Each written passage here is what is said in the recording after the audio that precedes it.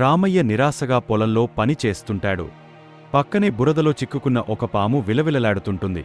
రామయ్య తనలో తాను, అయ్యో పాపం. రామయ్య భయం లేకుండా పామును బురదలోంచి తీసి పొడి నేలమీద వదులుతాడు. పాము కృతజ్ఞతగా చూసి పక్కనే ఉన్న పుట్టలోకి పాకుతుంది. రామయ్య నిద్రలో ఉంటాడు. అతనికి కల వస్తుంది. నాగరాజు రూపంలో పాము ప్రత్యక్షమవుతుంది. నాగరాజు గంభీరంగా, రామయ్యా, నీవు నాకు చేసిన సహాయం మరువలేనిది. నీకు కృతజ్ఞుడను. నీ పొలంలో మర్రి చెట్టుకు పడమటి దిక్కున రావి చెట్టు పక్కన పాత బావిలో ఒక నిధి ఉంది. అది నీకు చేరాల్సిన నిధి. నాగరాజు అదృశ్యమవుతాడు. రామయ్య ఉలిక్కిపడి లేస్తాడు. మరుసటి రోజు రామయ్య ఉత్సాహంగా నాగరాజు చెప్పిన చోట తవ్వుతాడు.